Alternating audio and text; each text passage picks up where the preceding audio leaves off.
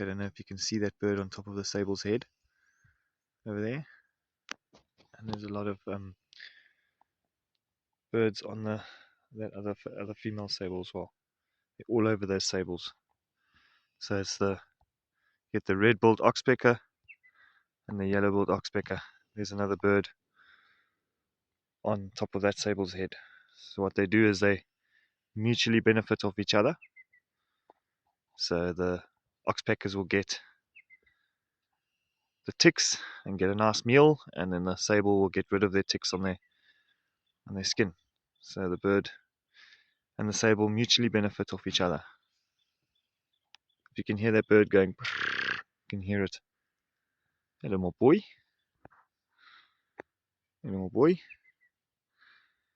He's chilling here watching me.